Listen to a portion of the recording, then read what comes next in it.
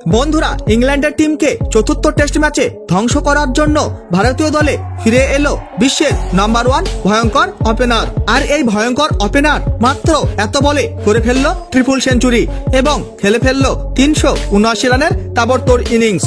আর এইভাবে এই ভয়ঙ্কর প্লেয়ার আলোড়ন সৃষ্টি করলো পুরো ক্রিকেট জগতে এবং তৈরি করে ফেললো একটা নতুন ওয়ার্ল্ড রেকর্ড। আপনারা যদি জানতে চান যে কে এই বিশ্বের নাম্বার 1 ওপেনার, তাহলে বন্ধুরা ভিডিওটি লাইক করুন এবং চ্যানেলটাকে সাবস্ক্রাইব করে রাখুন।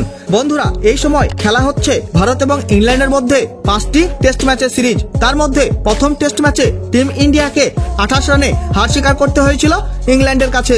তারপর দ্বিতীয় টেস্ট ম্যাচ 106 রানের বিশাল বড় ব্যবধানে জিতে নেয় ইংল্যান্ডকে হারিয়ে টিম ইন্ডিয়া, এবং তারপর তৃতীয় টেস্ট ম্যাচও 434 রানের বিশাল বড় ব্যবধানে জিতে নেয় টিম ইন্ডিয়া ইংল্যান্ডকে হারিয়ে। কিন্তু বন্ধুরা, এবার শুরু হতে যাচ্ছে ভারত এবং ইংল্যান্ডের মধ্যে চতুর্থ টেস্ট ম্যাচ 23শে ফেব্রুয়ারি থেকে, এবং এই চতুর্থ টেস্ট ম্যাচ শুরু হয়ে যাবে ভারতীয় সময় সকাল 9:30 রাঁচির মাঠে। কিন্তু বন্ধুরা, অন্যদিকে রঞ্জি ট্রফির একটা ম্যাচ খেলা হয়ে গেল মুম্বাই এবং আসামের মধ্যে, এবং এই ম্যাচে মুম্বাইয়ের হয়ে খেলে পৃথ্বী শ আসামের বোলারদেরকে কুটতে দিল এবং মাঠে শুরু করলো 4 এবং ছক্কার বর্ষণ এবং করে ফেললো ট্রিপল সেঞ্চুরি এবং খেলে ফেললো 383 বলে 379 রানের তাবড়তোড় ইনিংস।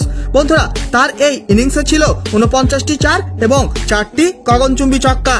বন্ধুরা, 49টি 4 এবং 4টি ছক্কাকে যদি টোটাল করা হয় তাহলে পৃথ্বী শ খেলে ফেললো 53 বলে 220 রানের ইনিংস। আর এইভাবে তৈরি করে ফেললো একটা নতুন ওয়ার্ল্ড রেকর্ড।